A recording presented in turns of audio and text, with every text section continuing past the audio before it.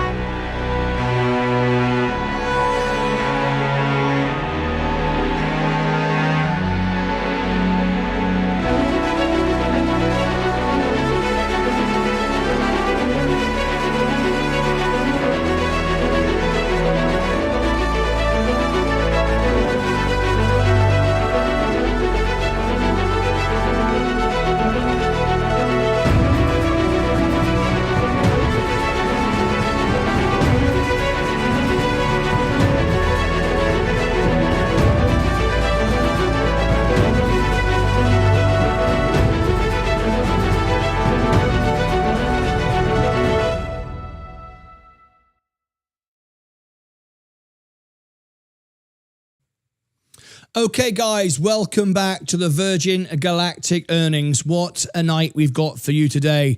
What a day it's been for everyone. But now it's time for the Virgin Galactic earnings. So drop me in the chat if you are in Virgin Galactic, yes or no. What's your position? Get ready. If you all tap the like button, Virgin Galactic earnings in 20 minutes. We're going to bring it to you live. Always puts on a good show now. Didn't used to be like that, but it is now. All right. So are you ready? We're going to bring you all the facts. Get ready. So fact number one, Virgin Galactic was born over 20 years ago, believe it or not. Let's start at the beginning because context matters. Richard Branson launched Virgin Galactic back in 2004. 2004. Think about it.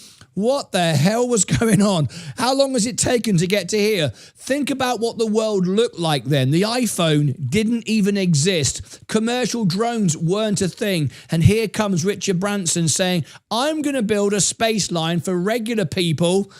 People laughed. The industry laughed. Veterans said it couldn't be done, but he kept going. And that stubborn streak, that refusal to quit is either the most inspiring thing about this company or its biggest red flag. Who knows? Anyway, depending on where you sit, Virgin Galactic earnings is just around the corner. 20 years ago, a long runway. The question is, investors are asking today is and was it long enough? Fact number two, they don't use a rocket, they use a space plane. Kind of. Here's where Virgin Galactic gets genuinely fascinating because their technology is completely different from SpaceX or Blue Origin. SpaceX launches from the ground.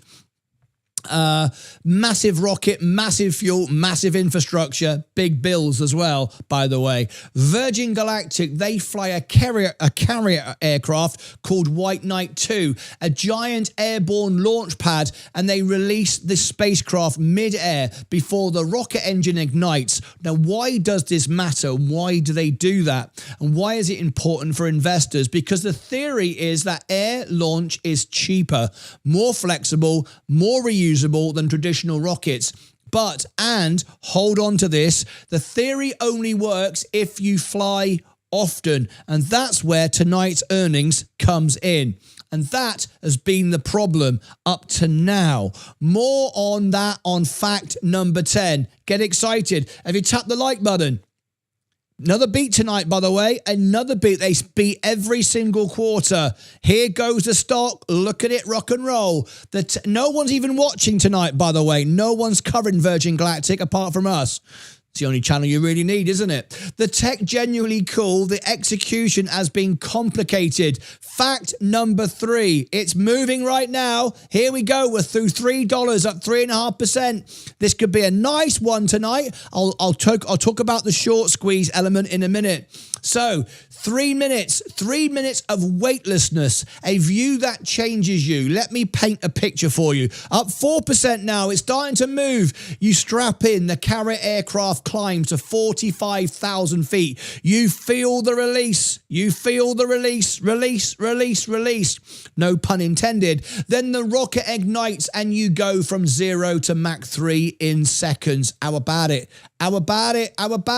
You breach the edge of space, 50 miles above Earth, and then silence. You float. You look down. You see the curvature of the Earth, curvature of the planet, the thin blue line of our atmosphere, the blackness of space above you. For 3 to 4 minutes, you experience something few humans have done, that have climbed Mount Everest. Then you come home. Total flight time about 90 minutes. 90 minutes, that's it. Price of the ticket, $450,000. Is it worth it? Ask the people who've done it. What do they say about it? Almost every single one says it changed their life. But does it make a good business? That's the question. That is the earnings question. And that brings me to fact number 4. The day founders flew. The day the founder flew himself. And look at the stock right now. We're up 4.5%. We were 6% a second ago. The founder himself flew to the edge of space July the 11th, 2021. Richard Branson, can you believe it was 5 years ago?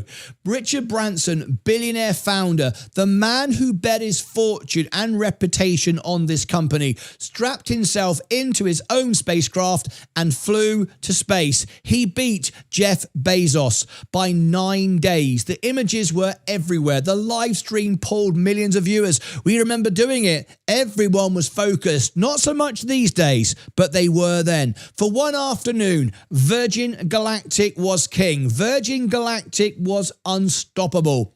Virgin Galactic was absolutely everywhere. The stock hit nearly $60 a share. I want you to remember those days. Do you remember that? When it was $60 a share? Because if you're watching this today, you know where space trades now. You certainly do. That gap between the dream moment and the current reality is the entire story of this company. The question is whether today's call closes that gap or widens it. Fact number 5. 15 minutes ago before the call. The first publicly traded space tourism company in the world. In history. In 2019, Virgin Galactic made history in the market, not just in space. They went public through a SPAC merger, becoming the first pure play space tourism company in the world retail investors could actually buy for themselves.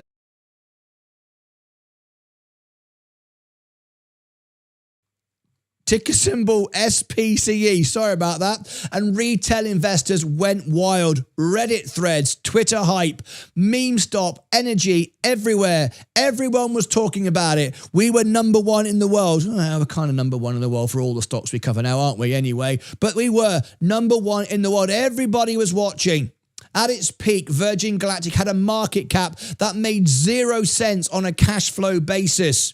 But the story was powerful enough to carry it. Here's the thing about stock stories. Stocks, stock stories, whichever way you want, they live and die by execution. The story, incredible. The execution, painful at times. That is why we're here today. Earnings calls are where stories meet reality. Let's keep going. Fact number 6, 14 minutes to go. Are you excited? You should be. 450,000, 600,000 a seat, and people are still buying. Think about that. Per seat. Early reservations were closer to 200,000 as demand grew. As the company needed capital, prices went up. They did. And here's what's wild. People are still buying. Hundreds of customers, a genuine wait list, people willing to spend nearly $500,000 to float in zero gravity for 3 minutes. Should I buy a ticket? I can afford it now. Should I buy a ticket? Why not? Couldn't get the attention of them before. Maybe I'll do it now. What does that tell us? It tells us the demand side of this business may actually work. The problem, and it keeps coming back to the same problem, is the supply.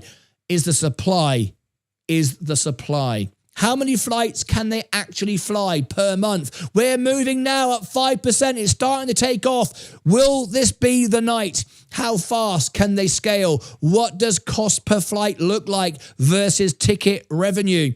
Those answers are in today's earnings report. We are going to cover it live. Are you starting to see why I said don't leave early? Get ready for fact number 7. They've already sent paying tourists to space. This is the fact that doesn't get enough attention. Virgin Galactic has already done it. This isn't theoretical anymore. This isn't vaporware.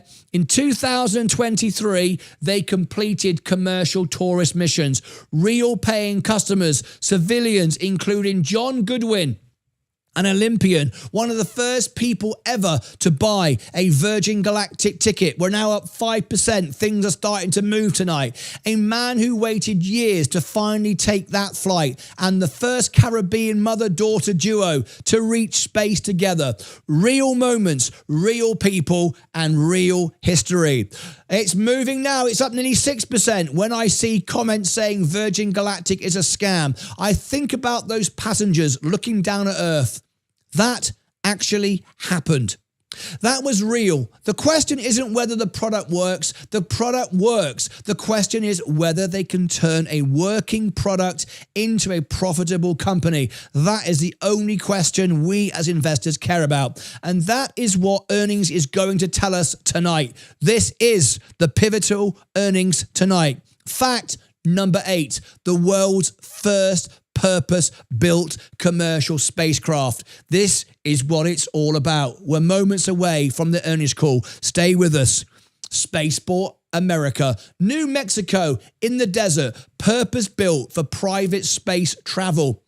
Not a converted military base, not a government facility, a futuristic, architecturally designed facility built specifically so wealthy civilians can travel to space in comfort and in style.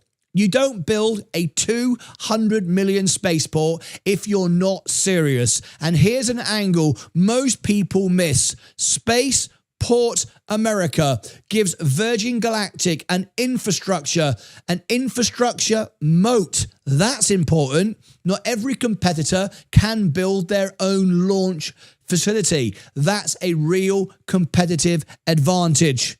But assets don't pay employees. Revenue does, which brings us to the last 2 facts. We're almost at the big one. Stay with me. It gets very, very interesting now. Are you ready? Let's get to it. Fact number 9, 10 minutes ago, we're nearly there. They survived something that would have killed most companies. What was that? Let's focus on it right now. I've got to be honest with you because this really does matter. It does. I've been following Virgin Galactic from the beginning. I have interviewed Eric Kearney many times. I don't like the management. Personally, I don't like the management. They're always behind cameras when they spoke to me. They have been interviewed in front of the camera by silly people from media you can buy off. And I know I've done the Bloomberg interview. They even invited a girl with 6 followers on Facebook to interview them. And at the time I had like 50,000. Think about it. I can't be bought. I can't be bribed. I can't be sponsored. All right? They wouldn't come on camera with me. They wouldn't allow my interviews to be recorded. They did at Bloomberg. Oh, yeah. And they stopped it from being aired. I stopped it from being aired because they delayed their responses. Anyway, that's why I can't buy this company. In October 2014, during a test flight, the spaceship broke. It is. The spaceship broke. Apart in mid-air, co-pilot Michael Alsbury was killed. You may remember. It was a tragedy. A real human tragedy. And it nearly ended the company. Federal investigation, regulatory scrutiny, investor panic. Most companies would have not survived that moment. However, they did. Virgin Galactic did. It took years. It cost fortunes. It required rebuilding from almost zero. But here they are. They did survive. The people running this operation have stared into the abyss of total failure and kept going. That kind of resilience is rare. Whether it translates into a winning stock is a different conversation, but it deserves respect. They've delivered the product. It works. They've sold it. Everybody wants it. I might not like the management, but they've delivered the product. Respect where respect is due. Okay, we've built to this. Here it is, fact number 10. With just 8 minutes now to go. Fact 10, the big one. This is the one it's all about. Delta class. That's where it all makes sense. Delta class changes everything. Here we go. Virgin Galactic is developing the next generation of spacecraft. They're calling it Delta class. And if the specs hold, this is not incremental improvement. This is a complete transformation of the business model. Current ships, limited flights, high cost per mission, slow turnaround. Delta class ships designed to fly up to 8 times per month. Per spacecraft, more passengers, faster turnaround, dramatically better unit economics. Do the maths with me. If a single Delta class ship flies 8 times a month and each flight carries multiple passengers at 450,000 a seat, you're looking at tens of millions of dollars in revenue per ship per month. If they build a fleet of Delta class ships, you can start to see how the world space line stops sounding crazy and start sounding like a real business. And that is what today's earnings call is all about, not just last quarter's numbers. The real question is the Delta class program on track? Listen out for it. Listen out for it. Is the timeline holding? Please focus. Listen out for it. Does management sound confident, or are they hedging? Are they selling their shares? Listen to every word today. The language matters. The tone matters, because Virgin Galactic is either on the edge of becoming something historic, or it needs more time and more capital than investors have patience for. The stock has come a long way from $60. Every earnings call is a chance for the story to get re-rated in either direction. Today is one of those calls. So, what to listen out for? You now have the 10 facts. That's your foundation to tonight's earnings. You now know more about Virgin Galactic than 90% of the people commenting on this stock on social media right now. Here's your cheat sheet for the call. Are you ready? 1. Delta class update. Is it on schedule? Number 2. Cash burn. How many quarters of runway do they have? 3. Ticket backlog. Is demand growing or stalling? 4. Management's tone. Confident, cautious, defensive. Guidance is number 5. Guidance. What are they saying about the next 12 months? Drop your reaction in the live chat right now. Let me know what you think. Let's bring in the earnings call. Right now, it's time for the earnings. I hope you enjoyed that. That's the full breakdown of everything that you need for the Virgin Galactic earnings. We're about to go into it. The moment has arrived. Tap the like button. We should have by now 100 likes. If we get 100 likes, it'll be shared on YouTube. Go. You've got 15 seconds before I go to the call. Countdown right now. Tap the like button. Get busy, everybody. I want 100 likes in the next 10 seconds. 10, 9, 8, 7, 6, 5, 4, 3, 2, 1. Rubbish. Oh, we're just about there. Right on the last second, we're just about there. I'm assuming there's a 30-second delay, so maybe we'll be there. I think we're at 90. The next few seconds, it should just hit there. Okay. Click subscribe as well if you want to join us on our mission to be the first channel to 1 billion. Okay. It's a 13-year project. I believe we'll get there if I sit here every day for 12 hours a day. So I will. It's what I'm going to do. Okay, let's get straight into the Virgin Galactic earnings. I'm loading the deck. It's on the screen. Let me make sure. There's the audio. Let me refresh the screen. It will take a couple of minutes for them to start. They'll probably be a couple of minutes behind. Never understood why these people are always late. It's not just them, it's everybody. Why people are always late for their own earnings calls has always confused me. Never understood. Right, let me unmute the music. There's the music they're sending me. We're good to go. We are good to go. Let me load it up. Full screen. There it is. Okay, here is the Virgin Galactic earnings loaded on deck for us right now. Here we go. There's the audio. I'm going to mute the audio for copyright reasons, and once it begins, I will hear it and bring it to you straight away. So stand by. You won't miss anything. Here we go. I'm listening in now to the audio. The moment they start, I will bring it to you. All right? In fact, I might have to boost their audio. It seems very quiet tonight, but don't worry about that. I'll take care of all that for you. Let's get ready. Here is the position. Look. Market is down, it's up and then but down again. This is a very volatile stock. So let me go to the chat before we bring you the call. We are literally 2 minutes away. Let me now come into the chat and welcome everybody. We're very, very quiet tonight. Bloody hell, says Diesel Raider. Go higher, crypto. We build spaceships, says Zach Zeit. No more Delta. It's a spaceship. 2 minutes to go. Virgin Galactic. What's up, Sir Joey? Okay, here we go. Potato family. SPCE. Not sure why I still have the stock, but... said Potato, couldn't log into my Discord. Did I miss anything important? So Joey, I've no idea. I don't know. Where were you? Is E on? Yes, I'm here. I'm always here. Good evening, says Stephen Lewandowski. Murderous Monkey, how you doing? Late, how you doing? It's lovely to have you here. Late. Oh, sorry. No. I wasn't late. An Englishman arrives exactly when he means to. I put in the chat I'd be 2 minutes later than advertised, and I was. Imagine the earnings call happening the night the corona virus explodes. Wishful thinking, I guess. Oh, I see. Interesting. Oh, this should be fun, says Robert. Brilliant. I was hoping you would cover it, Martyn. Hope you are well, pal. Yes, I am. Well, of course I'm covering it. Here we go. Good morning, Martyn and the world from New Zealand. Hi, Rossi, said Liz. How you doing? Let's get ready to go. Hi, nerve-wracking day. It's been amazing today, hasn't it? Exactly as we predicted it would be.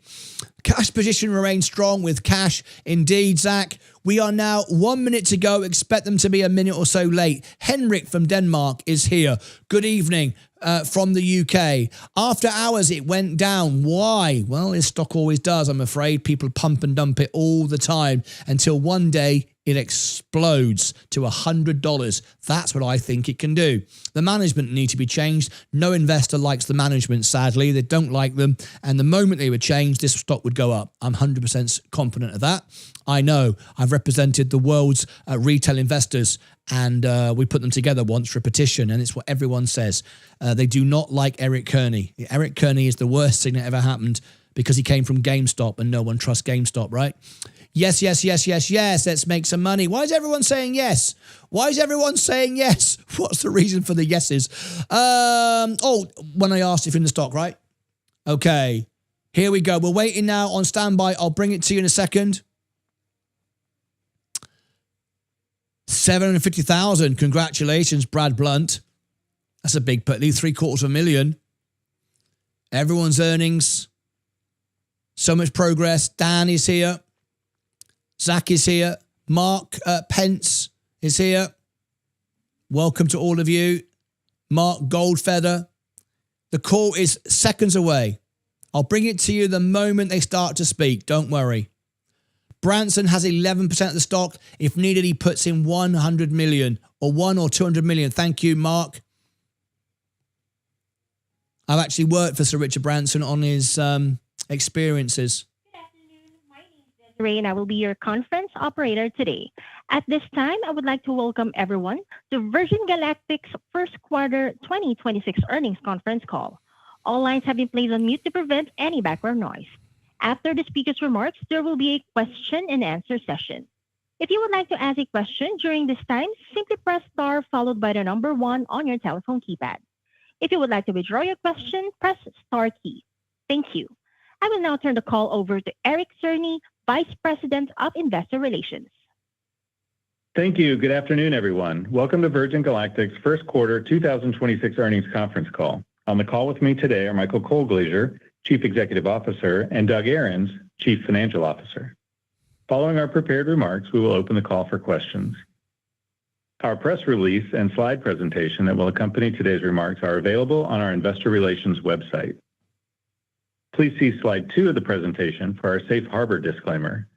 During today's call, we may make certain forward-looking statements. These statements are based on current expectations and assumptions, and as a result are subject to risks and uncertainties. Many factors could cause actual events to differ materially from the forward-looking statements made on this call. For more information about these risks and uncertainties, please refer to the risk factors in the company's SEC filings made from time to time. You are cautioned not to put undue reliance on forward-looking statements, and the company specifically disclaims any obligation to update the forward-looking statements that may be discussed during this call, whether as a result of new information, future events, or otherwise. Please also note that we will refer to certain non-GAAP financial information on today's call.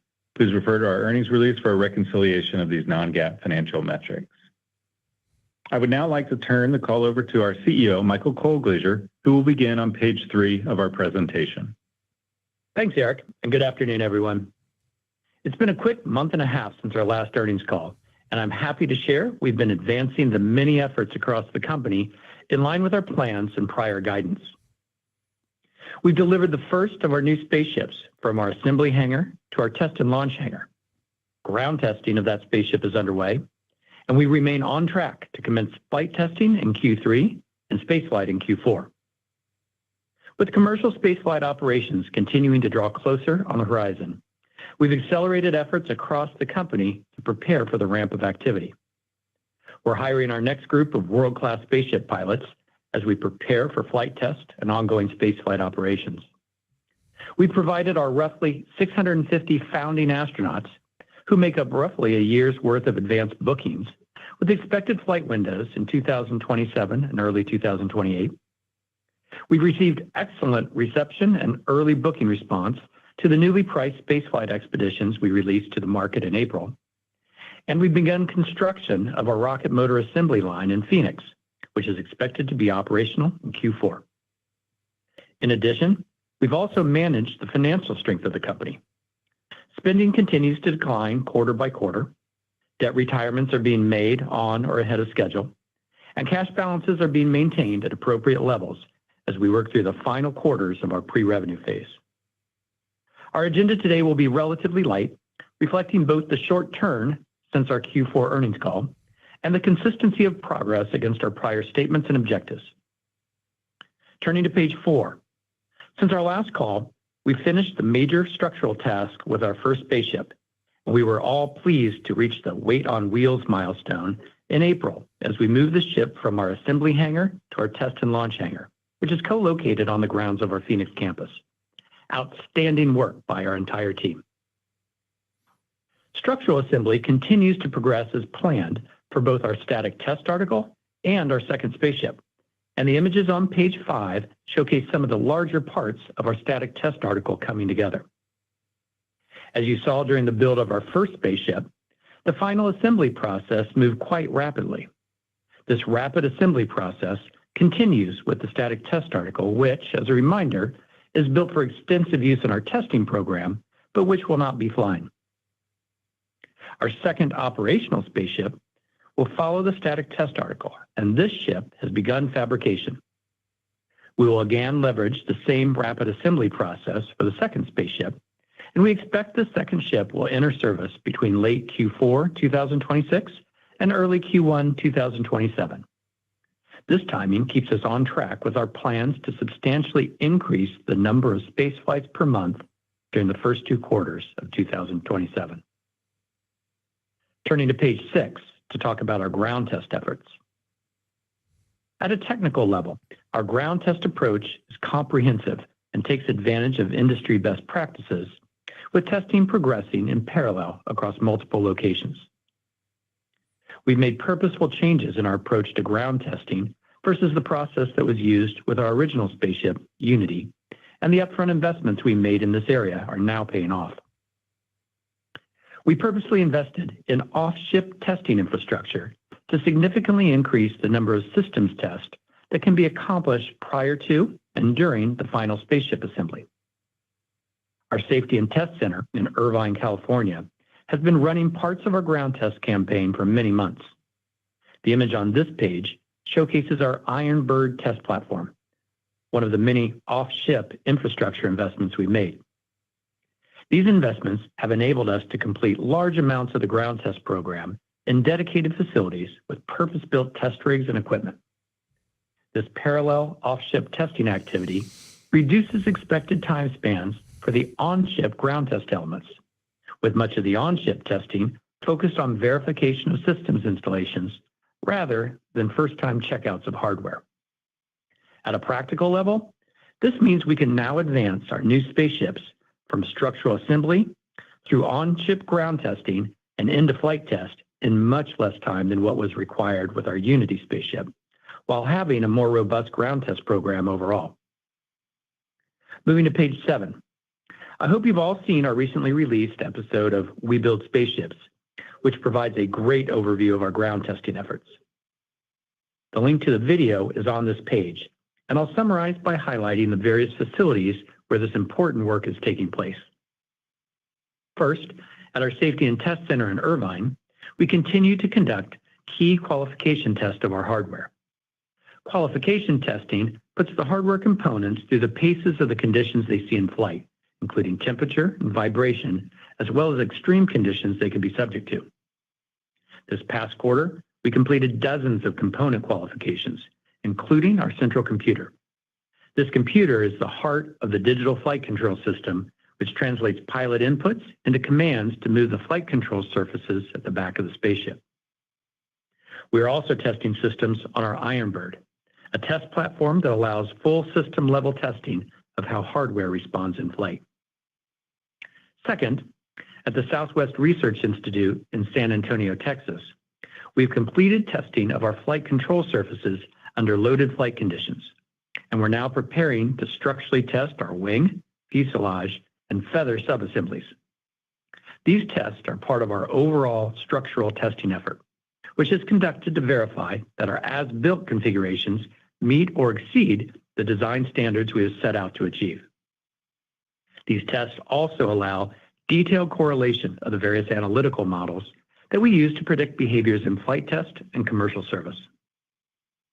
Third, our team continues to qualify various software and avionics systems at our engineering headquarters in Orange County, California, and at vendor facilities across the country. Software plays a vital role in our spaceship, especially in our new flight control architecture, and we are using industry best practices to ensure our code is ready and safe. And fourth, in the test and launch hangar in Phoenix, our team is now completing installation of many electrical and mechanical systems that are embedded inside the ship, while also conducting a range of on-ship production acceptance tests on systems that have been put in place, verifying the quality of each system as it's installed. In June, the team will begin integrated vehicle ground testing, which is used to check out complete end-to-end performance of the spaceship. Turning to page 8, I'd like to talk briefly about our flight test program. When our ground tests in Phoenix are complete, we'll carry the new spaceship to Spaceport America using our launch vehicle, Eve. Once we are in New Mexico, we will start the glide flight phase of testing. This will be akin to the glide testing we did with our Unity ship. However, the duration will be substantially shorter given the faster turn times of our new Delta-class vehicles. We continue to expect the flight test phase to commence with glide test in Q3, progressing to rocket-powered flights in Q4. As I mentioned on our last call, one of the many ways we are preparing for the first flight test of our new spaceship is by bringing our prototype spaceship, Unity, back for an encore performance. Unity's glide characteristics and energy management profile provide an outstanding real-world proxy which, in addition to extensive simulator training, will prepare our pilots to put our new spaceships through the required flight test points. This image from earlier this week shows Unity in its pre-flight configuration with our launch vehicle, Eve. We are expecting Unity to be back in the skies later this month for the first of several glide flights above Spaceport America. Moving to page 9. Our key schedule milestone dates remain consistent with the expectations we shared during our last earnings call, which is great news. As those who track the aerospace industry know, keeping forward momentum in line with expectations is notoriously challenging with these complex programs, and our ability to maintain consistent progress against our schedule is due to the massive effort, ingenuity, and nimble adaptations from our Virgin Galactic team. Great job to all of you at VG who are listening in. Page 10 highlights some of our preparations for commercial spaceflight operations. Talent is key to our business, and most of our hiring needed for commercial spaceflight operations will come in the third and fourth quarters as we continue to manage our costs prudently. A few key roles will be needed earlier, including the expansion of our truly world-class pilot corps. The licensing process for our new spaceships is well underway, and we are working closely with the FAA to ensure all elements are submitted according to plan and the licensing process moves ahead accordingly. We anticipate the various elements associated with the new Part 450 licensing regime will continue throughout the year, and we expect to receive our license prior to our first powered flight in Q4. We have approximately 650 founding astronauts booked for Virgin Galactic spaceflight expeditions. They are an amazing group of people, and collectively, they represent around a year of advanced bookings for the business, which is a tremendous asset as we begin operations. With clarity on flight windows growing substantially as we near the start of commercial spaceflight operations, we have given each of our founding astronauts a rough expectation of their flight window via a newly introduced astronaut portal. We expect the majority of our founding astronauts will complete their spaceflight expedition during 2027, with the remainder flying to space in the first half of 2028.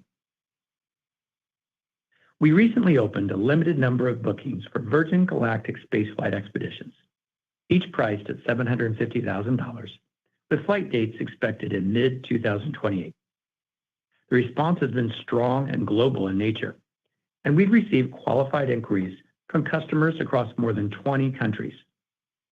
We're now actively progressing through the booking process with individuals, research organizations, and government agencies.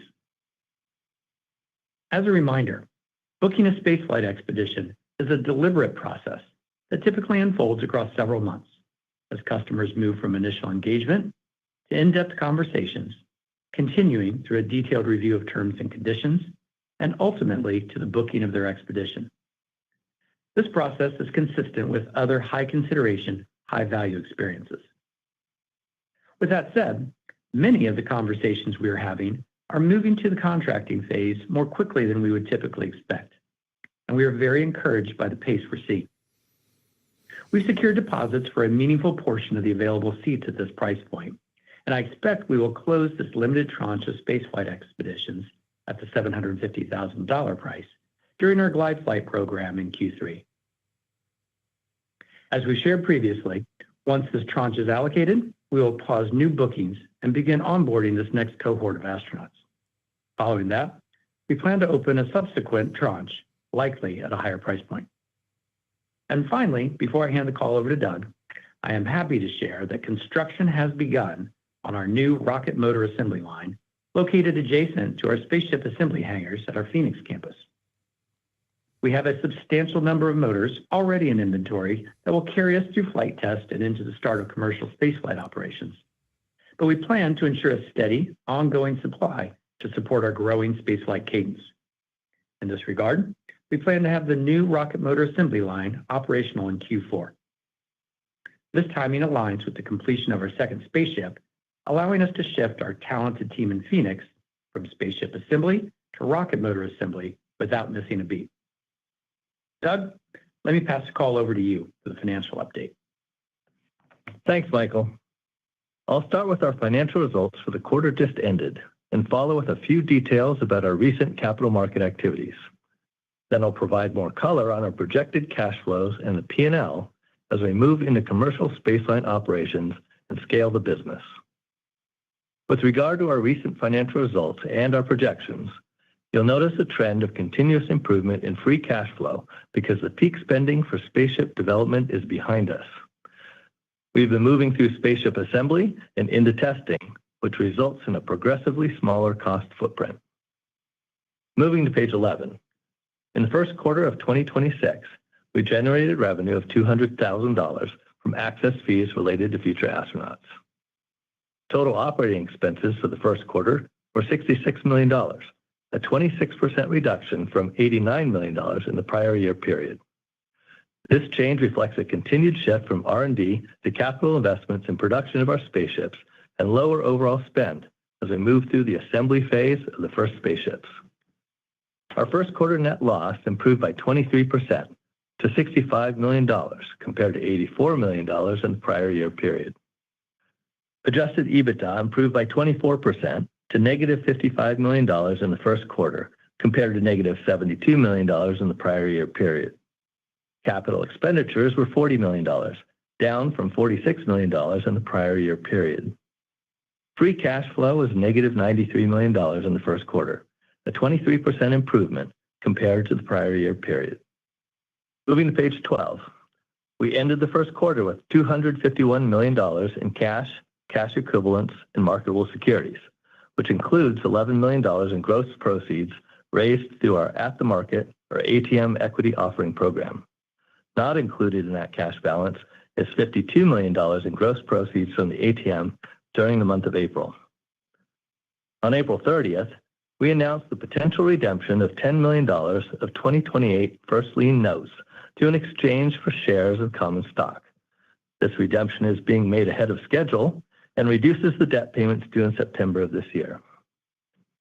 This is a great example of the flexibility built into our capital realignment transactions that we completed last December, in which we discussed during our last earnings call. We recognize that there's dilution caused by the ATM program and debt redemption I just described. However, we expect the dilutive impact will be far outweighed by the value created from assets being built with this capital.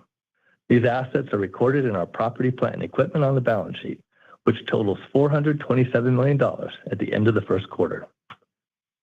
Moving to our projections, revenue for the second quarter of 2026 is expected to be approximately $100,000 for future astronaut access fees.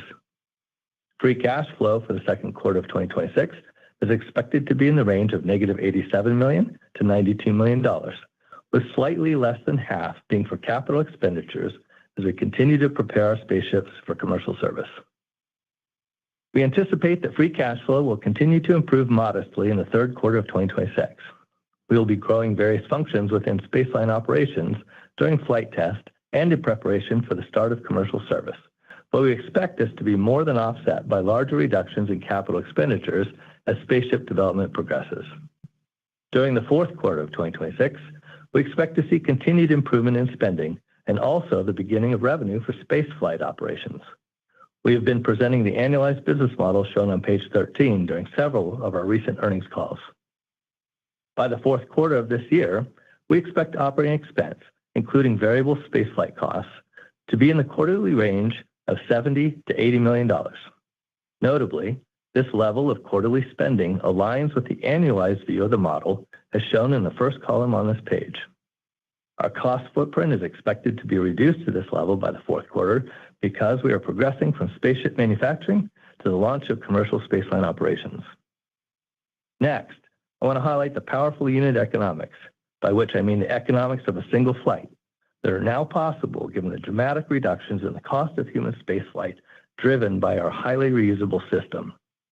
Most importantly, reusability drives the cost of each flight down dramatically. This, combined with the high value of our spaceflight experience, which supports our pricing model, results in a high contribution margin per flight. In other words, the revenue from each flight can far exceed the variable cost for that flight.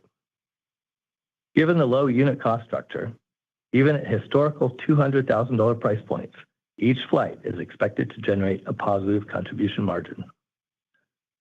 For illustrative purposes, in the economic model on page 13, at an average price of $600,000 per astronaut, we're expecting a very healthy contribution margin of over 80%. As we scale operations, and given the baseline cost structure shown on this model, we begin to see the tremendous flow through of profit to the bottom line. Now let's circle back to expectations for early commercial operations. In January of 2027, we expect to fly 4 flights per month and reach 8 flights per month by Q2. Ahead of this, our cadence of space flights in Q4 of this year will be intentionally constrained to allow time for learning between flights. As we get closer to the launch of commercial spaceline operations, we'll provide more information on the expected dates for the first flights. Additionally, we are modeling the majority of our early flights with average revenue per astronaut at $200,000. In the fourth quarter, cash receipts are expected to exceed revenue as we begin to collect customer payments ahead of flights planned for early 2027. Given the strength in our balance sheet, our declining spending, and our unit economics, our liquidity supports our transition to commercial spaceline operations. Moving beyond 2026, we expect to achieve modest quarterly positive cash flow within 2027 as we fly a large percentage of astronauts with the reservations that were historically sold at lower prices. We forecast that we will achieve the adjusted EBITDA shown in the first column of the business model on page 13 on an annualized basis sometime during 2028 as the average ticket price improves. With that, I'll turn it back over to Michael. Thanks, Doug. Finishing up on page 14 with a picture of our first production spaceship in the test and launch hangar. Every time I view our spaceships, I marvel at both the engineering and artistry that underpin everything about Virgin Galactic's spaceflight system. Like all spacecraft built to handle the rigors of leaving and returning through the Earth's atmosphere, our spaceships are powerful, incredibly strong, durable, and robust. Distinctively, our spaceships are stunning achievements of industrial design with a grace, elegance, and flat-out cool factor that is unique to Virgin Galactic. Just wait until you see this ship with its new livery. We're proud of our progress, and we've opened up tours of the spaceship factory for founding astronauts, prospective customers, and invited guests. We expect to christen this first ship and send it out to Spaceport America around the time of our next earnings call. We're moving with momentum, and it's awesome to see. Let's open the call for questions. Thank you. We will now begin the question and answer session. If you have dialed in and would like to ask a question, please press star 1 on your telephone keypad to raise your hand and join the queue. If you would like to withdraw your question, simply press star 1 again. If you are called upon to ask your question and are listening via speakerphone in your device, please pick up your handset to ensure that your phone is not on mute when asking your question. Again, press star 1 to join the queue.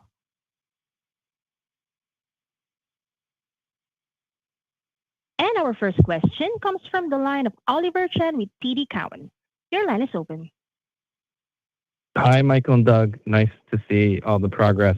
Regarding the early booking responses, Michael, that you spoke to and the encouragement there, what's the nature of what you've seen and also the implication for decisions on pricing? Also, the second ship is pretty exciting as well.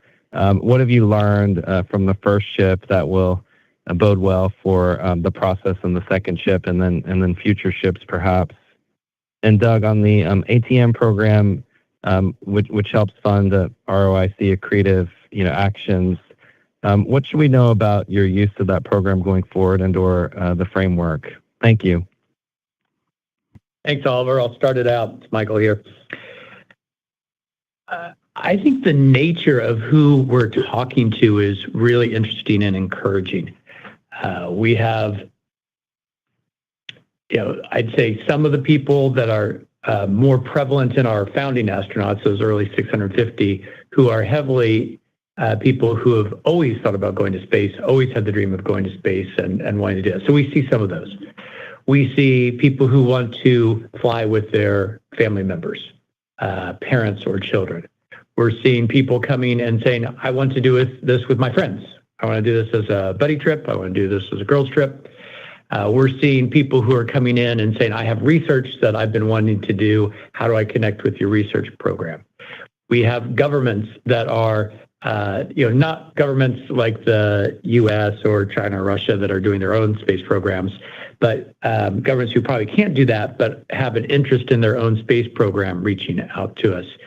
And it's just, we have people who are more like corporate charters and wanting to book for a variety of corporate reasons. So the diversity, I think, is fantastic, and I'm very heartened by that. And the general shift, I'd say, in tone from 6 years ago when I started, of why would you think about going to space? We're not seeing that. I've been off in London and New York for, I'll call it connecting with potential customer trips. And the tone is, this is amazing. I'm so excited by this. And then you see a range of people, right? Some people are like, I want to do this in a couple of years. I want to do this on my X milestone birthday. And some are like, I just want to go do this right now. And we send them over to our sales team. So hopefully that gives you a little bit of sense of the nature of the people we're talking to. And so Pricing, we will continue to just have the same purposeful pricing strategy. The value has to massively exceed the price in which we charge. So that's our first premise. And we believe it's doing that and more so. So we expect we'll retire this first tranche at 750 and open up the next one higher. I don't think we're ready to kind of say where higher at this stage, but I do expect that it will be higher. And we'll probably continue that for a couple more clicks and then steady out somewhere. So hopefully that gives you some sense on the pricing. I'll talk a bit on, Doug, on the first ship to the second and on, and then hand it to you. There's a sizable shift between the first ship. The second set of structural parts are going into our static test article, and then the second spaceship is kind of the third one through our production line. One of the big things I'm noticing is the consistency in which the carbon parts that we're manufacturing are coming out as we get to our second spaceship. We've kind of figured out the recipe as we used to describe it, right? We've licked the manufacturing problems there. And that means they kind of come out clean and they're easy for us to take in and move forward. That's the primary piece. The first assembly we went through was super smooth because we had used a determinant assembly process all the way through everything we'd done. At the same time, the first time through, you find the little things, small things that kind of clash when you try to put two things together and you didn't quite expect something that kind of is in the way and you had to kind of move it around. That's all cleaned up now. So the net of all that is going to the second ship, we expect it to come in functionally more cheaply in its set of parts because we won't have to redo a carbon part. They're coming out more consistently. The process will be more swift in the assembly, and the net of that means it's quicker and less costly to build. And we expect that will continue probably more so as we expand our fleet over time. Doug? Thanks for the question, Oliver. Regarding the ATM and our plans going forward, so we've used the majority of it, right? It was a $300 million program. We have $87 million left on it, so it's been a successful program, and that's built up our cash balance that really helps us, get through this transition phase to the start of commercial service. And really going forward, what we're looking for is, it provides additional growth capital for us. Example was, we just expanded our rocket motor, or are expanding our rocket motor factory capacity so we can have a larger volume of motors running through for growth. And it also provides capital for us to continue working on a launch vehicle program. So those are good opportunities for additional growth capital. So it's there for us if we need it. But, I just want to point you back to these unit economics we were talking about earlier and what we're headed for. We're getting into a phase now where we become stabilized and self-sufficient with the operations of the company. So that, drives a less reliance on things like ATMs going forward. So that's positive as we get to commercial service. Yeah. Okay, thank you. And there's been a lot of general enthusiasm with SpaceX and space as large. And you have a lot of partnerships or institutional ideas around governments and spaceports as well. What are your thoughts on the evolution of more recurring revenue and also the nature of how you're different from SpaceX and what this may mean for your strategies or the industry at large with space being a big idea? I'll start at the end, Oliver. Space is a big idea, has been and is getting a lot of momentum. You're seeing more of the ETFs coming out around space. And I think that's positive and well-merited. Obviously, a lot of energy around the SpaceX IPO as that seems to be coming forward. And I think that will continue as you see a lot of articles to just generate more innovation within commercial space. So a lot of good things coming as SpaceX continues to mature and goes forward. And I think we will benefit from that. You talked about recurring revenue. I assume you're talking like things for us and where are we different. Well, one thing is we are clearly focused in this first business model on human spaceflight. That's part of SpaceX's offering. There's, starts at 50 million up. Ours is starting at 750,000. So it's, close to a couple orders of magnitude less in cost. And, that's obviously a focus, and all of our focus on the experiential benefits are there. But, and then we'll take that as we talk to multiple spaceports. We've built all the infrastructure now. Those fixed costs are behind us. The non-recurring engineering is behind us. And so now we're looking to scale that out. We continue, we've talked publicly about Italy. We continue to be working with our Italian partners on how and when we want to bring that spaceport forward. And we continue with additional countries. And I'd say very excited about the potential to bring spaceports in additional countries. That all just leverages all the infrastructure we've put in, and you start to see the flow-through economics that Doug talked about with that. There's also a lot of other interesting things as governments, U.S. government in particular, but other governments look at what can be done with space. I think people are starting to recognize the frequency with which we will be going through the atmosphere and the ways we do has a lot of potential. So one of the things we're going to be exploring are what things we can do as almost ride-along efforts going forward. So that is intriguing to us. I think we shared in the past that we are qualified under the Golden Dome IDIQ. And so we continue to look at ways in which we can be supportive of the government in that regard. And but I really think you're going to see expansion in the types of people and markets that can use these space vehicles going forward. So hopefully that gives you a little bit of context on that. Yeah, very helpful. Thanks. Best regards. Thanks, Oliver. Our next question comes from the line of Greg Conrad with Jefferies. Your line is open. Good evening. Hey, Greg. Maybe just start with one clarification question. I mean, I think you mentioned 200K. Was that per passenger, and how long do you expect that to be at that price level, given I think in the past you talked about, potentially filtering in some, shorter cycle customers at a higher price point? Yeah, thanks, Greg. This is Doug. So we do have a lot of early, reservations that were priced at 200,000 to 250,000. These were sold years ago, and so we're of course prioritizing that for these customers that have been with us for a long time. So you'll see those at the front end of this because that's kind of on a FIFO basis. That's how that lands. But we do have opportunities to mix in other prices. We did specifically talk about an opportunity for some customers to come in earlier to be one of the first 1,000 astronauts to space.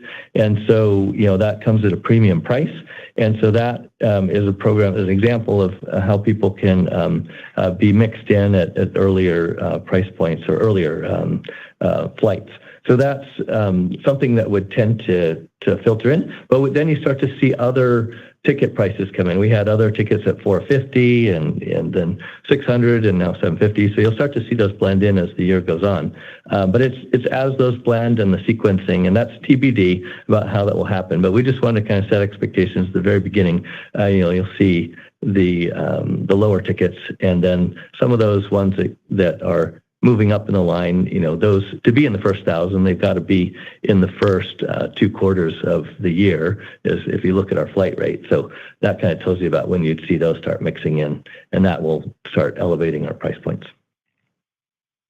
And then I think, in terms of like the new sales at 750K, I think you talked about maybe that coming in mid-2028, if I heard correctly. And I mean, if we think about that target base model that you've laid out, assuming 600K per ticket, as you kind of get to that higher price point, I mean, does anything change on the cost side, or, should we think of that as largely incremental to that base margin that you laid out on the initial fleet? Right. So that's all going to be incremental because the cost here would not change. So this, as you pointed out, this model reflects average ticket price of $600,000. We put that in there a while ago. But as prices go above that level, that's all incremental and flows right through to the bottom line and adds to the EBITDA. I'll leave it at 2. Thank you. Thanks, Greg. Next question comes from the line of Miles Walton with Wolfe Research. Your line is open. Thanks. Good evening. Michael, I think you talked about the Part 450 licensing regime, and I know that just went effective. How different is the licensing regime going forward? How much more effort do you have to obtain that license? And then as you ramp flights, could you remind us of basically the ongoing, the recurring licensing, and is there any reason to think that will be an obstacle to getting up to pace? Miles, I think great news with the 450 work. We've obviously been working with the FAA, for quite a while with this.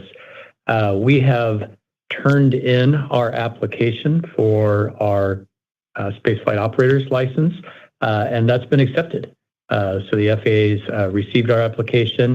We've got a letter back that's been accepted. And so that has a fairly structured process and an understood timeline going forward. And that process and timeline we all expect to conclude before we go to space. So I think we're feeling very confident in our approach to getting our spaceflight operator's license in that regard. And we have a very focused team that's been working closely with the FAA all along. And of course, Mike Moses is our point on all of that and is very well engaged. You are well aware, as we always talk, each of our ships are experimental in nature. They must have experimental airworthiness certificates. Eve, our launch vehicle, has that. Our first Delta ship, has to be airworthy to get that certificate, and that happens after we finish the construction and testing. So we expect our first Delta ship will get its experimental airworthiness certificate just ahead of us taking it over to Spaceport America before we kind of do a captive carry flight and then the glide flights. And then those experimental airworthiness certificates are on recurring renewals. We've been doing that with Unity and Eve all along. We expect that will continue. And hopefully that answers your question on the licensing piece. No, that's great. So very good. Oh, go ahead. Yeah, no, please. If you could remind me on the ramp question. Yeah, I was just wondering from a regulatory perspective, as you ramp, is there any ongoing recurring approvals you're going to need that, that in any way are risk to the recurring nature of flight? Obviously, 4 months in January is not as quick as you want to be, but it's a heck of a lot quicker than what you've ever done. Yeah, I don't see something in the licensing effort, of course. We expect to be completely close with the FAA, just like we did with all of our Unity flights throughout here. But nothing I would expect to see that would change in the basis. Our ability to turn the ships wasn't constrained by the FAA or licensing. It was our own inspections and maintenance process. And that's what's so different with these new ships.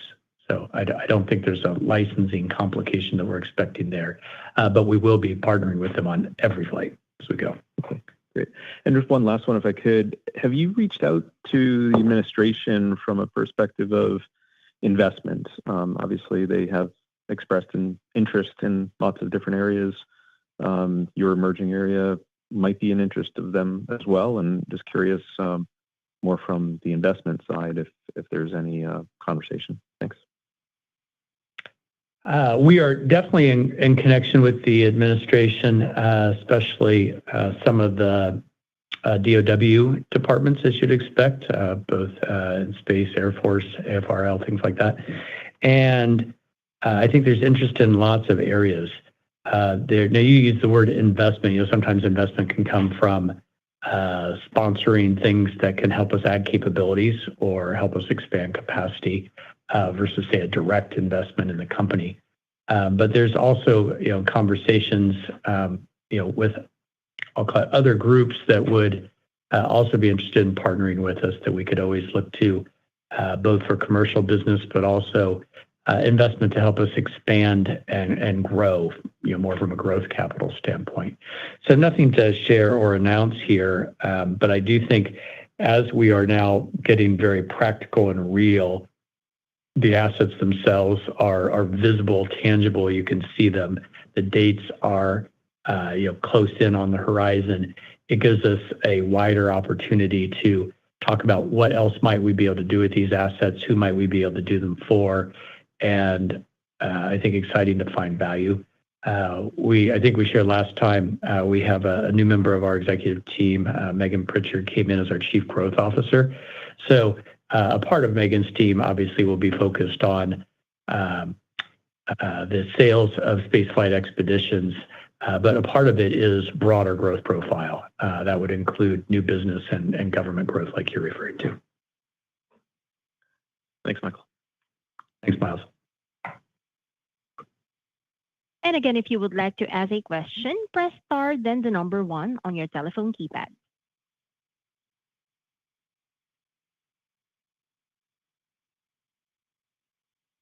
And we do have our last question, comes from the line of Christine Liwa with Morgan Stanley. Your line is open. Hey guys, this is Gabby on for Christine. Good evening, and thanks for taking the question. Last quarter, you shared encouraging progress on the Italy spaceport opportunity, including work around airspace, potential flight paths, and infrastructure requirements. Could you provide an update on where that study stands today and what the key next steps are? Thanks, Gabby. So I'll talk about Italy and then a bit more broadly about second spaceports. So the work continues. The main part of the effort we had done with ENAC, I'll call it similarly the FAA version for Italy, that structurally has been completed. We understand how and where the flight paths, the way we deconflict airspace, the approach we would take, and everything around that. So that's pretty solid. Our next steps are really going to be both on the business model to work with our Italian partners there, and the timing in which we want to do that, and kind of what the kind of public-private partnership is likely to look like. So those will be the next steps that are there with Italy, but we're remain incredibly excited about that opportunity in spaceport, and I think the same is true for the Italians. Kind of in parallel, I'd say, we continue to talk about other locations for spaceports in other parts of the world. You've always heard us say we think there's probably 3 to 4 permanent spaceports, and then potential for more partial year spaceports. And those conversations have been continuing, and I think in a very, very positive way. So nothing to share or announce on this, other than I think the understanding of both the economic engine that is brought with a kind of fully functioning spaceport, the opportunity that a spaceport brings to a government for its own potential interest to get into commercial space, and the ability to bring lots of people to those countries. All those elements are meaningful, and we're looking forward to continuing those dialogues with countries we've been talking to. Great, super helpful. Thanks so much. Thank you. Ladies and gentlemen, that concludes the question and answer session. Thank you all for joining. You may now disconnect. There we go, the Virgin Galactic earnings. Now I'm going to process all those figures, and tomorrow on the show, on the Opening Bell show, going to be talking about it and see where it goes. But another good beat. They've been beating every single quarter, but interesting that the stock just does not want to go up. And I understand the reason. I've spoken to some big, large whales in Virgin Galactic, and it's crazy, but they don't trust the management. They don't like Eric Kearney. I've been saying this now for a long time. It's interesting. Nobody just wants to seem to buy the stock. No matter how they progress, how they do things, they just don't believe in it. I don't know if we're going to just wake up one morning and it's just going to jump up 300%. I think that's likely, but the business is Maybe not, the management aren't the most popular, but we are beating, we are winning, we are getting things done. It's a sleeping giant, really, I would say that. But I'm not prepared to buy. I would buy if the management changed, because I just cannot buy as long as they're the management. And I'd buy $200-300. $200,000 if I had a good management I could trust. But that's the way we are right now. That's where it is. So anyway, I wish everyone the very best. I will look at the numbers much more overnight and see what we come up with in the morning. That's it from me. Stay right where you are. We've got a recap of today's events, what you have missed today on the Extra channel, live now on Extra. It will take you there automatically, live now on Extra. I'm going to get off because I've been live since 6 o'clock this morning, like 9-10 hours and whatever it is. I'm exhausted. It's been a record-breaking day on the show today. Big congratulations to Sensei.